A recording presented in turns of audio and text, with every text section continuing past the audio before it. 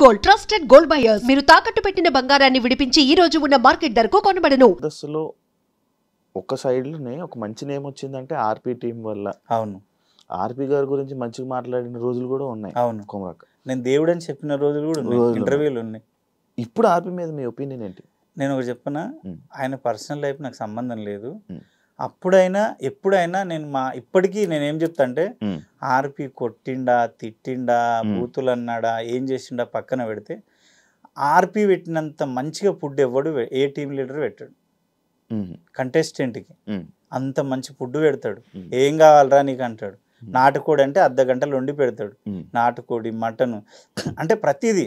నీకు పైసలు ఇచ్చే విషయంలో కూడా ఎరా డబ్బులు అడగట్లేదు ఏంది, బలిసిందా, ఫస్ట్ డబ్బులు తీసుకో అంటాడు. అంత క్లారిటీ మనిషి. ఆయన ఇక రాజకీయం మనకు సంబంధం లేదు. ఆయనకి ఏమనిపించిందో, ఆయన ఏమనుకుండో, ఎందుకు దిగిండో ఆయనకు తెలియాలి. నా ఒపీనియన్ ఏంటంటే ఆర్పి వల్లే ఈరోజు నేను 4 మెతుకులు తింటున్నా. ఆర్పి ఆ రోజు నన్ను లీడ్గా పెట్టి ఒక 5 years జబర్దస్త్ నడిపిండు. ప్రతి స్కిట్లో నేనే లీడ్.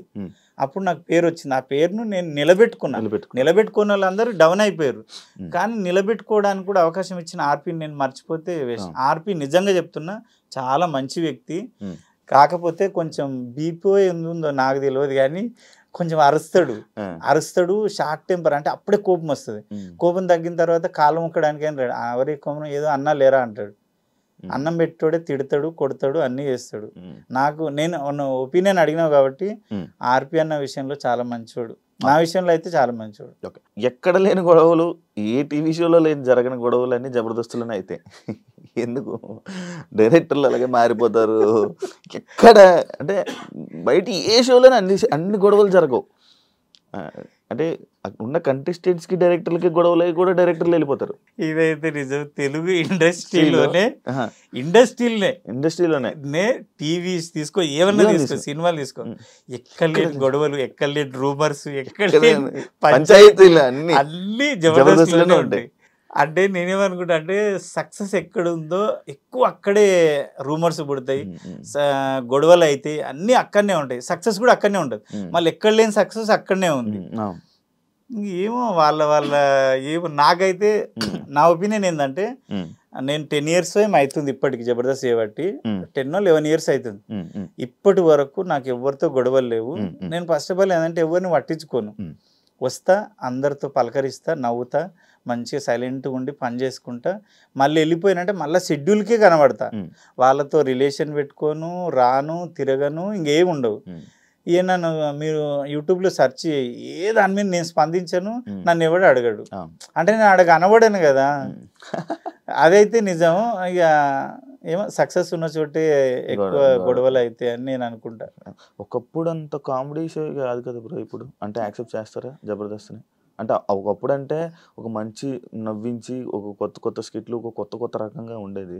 రాను దానికి డబుల్ మీనింగ్లు, ఒక బూత్ యాడ్ చేస్తేనే కానీ కామెడీ రాను ఆ టైప్ ఆఫ్ షో అయిపోయింది అంటే యాక్సెప్ట్ చేస్తాను. ఎందుకంటే 2.2 అని చెప్పి మళ్ళీ పాత కంటెస్టెంట్స్ అని అందరిని తీసుకుని వచ్చిన తర్వాత కూడా క్లిక్ అవ్వకపోవడానికి రీజన్ ఏంటంటారు? అంటే శివయ్య, అది మీరు కూడా చేస్తున్నారు, నేను కూడా చేస్తున్నా. అంటే 12 years అవుతుంది కదా జబర్దస్త్ స్టార్ట్ అయ్యి. చేసి చేసి చేసి చేసి చూసే వాళ్ళకి కూడా ఏమైందంటే ఏం చూస్తానులే గదే అన్నట్టు అయిపోయింది. మేము ఎంత చేసినా మీకు కొత్తగా అనిపించేది. ఇక చాలా అంటే 13, 14 రేటింగ్ వచ్చేది ఇంత తక్కువ రేటింగ్కి వచ్చింది అంటే. ఇంకోటి ఏంటంటే అప్పుడు ఇన్స్టా లేదు, ఫేస్బుక్ లేదు, టిక్ టాక్ లేవు. అంటే నీకు వేరే ఆప్షనే లేదు.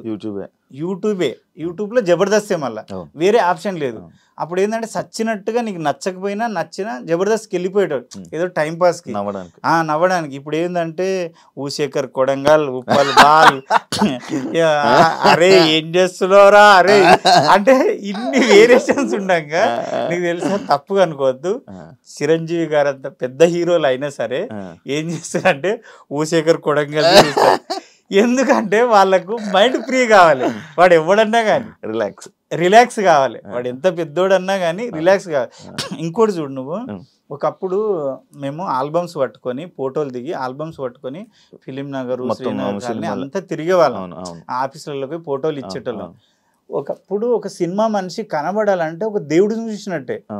అలాంటిది ఇండస్ట్రీ ఎంత అంటే ఎక్కడికి వెళ్ళిపోయిందంటే ఎక్కడో ఊర్లో బర్లకాడ టిక్ టాక్ రీల్స్ చేసుకున్నటువంటి పిలిచి ఎంత పెద్ద హీరో గాని నా సినిమా కొంచెం ప్రమోషన్ చేయవా అంటున్నారు.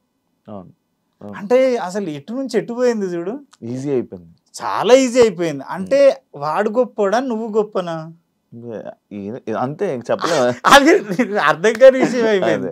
కాశీ ఇప్పుడు స్టూడియోలో కూర్చున్నా నువ్వు, ఇప్పుడు నీకు ఎంతో కొంత పేరు వచ్చింది, నువ్వు ఒక సినిమా తీసినావంటే ఎక్కడో మారుమూల గ్రామంలో వంటలు చేసుకునే ముసలిది ఉంటుంది చూడు, అక్కడికి వెళ్ళి నీ సినిమాని ప్రమోషన్ చేయమంటున్నావు. అంటే ఆ ముసలిది తోప నువ్వు తోప. ఎగ్జాంపుల్ మై విలేజ్ షోలో సేమ్ అదే అంటున్నా. ఏదైనా కానీ మై విలేజ్ షోనే కానీ చాలా మంది ఒక అంకుల్ చేస్తుంటాడు వంటలు, ఆయన కానీ ఎంతెందుకు ఉప్పల్ బాల్ వీళ్ళందరితో చేపిస్తారు కదా. నాకు అనిపిస్తుంది అయ్యో ఒకప్పుడు మా కష్టాలు ఏంది, ఒక క్లోజ్ పడితే చాలు, ఒక సీరియల్లో జస్ట్ బ్యాక్గ్రౌండ్ ఉండేవాడిని నేను.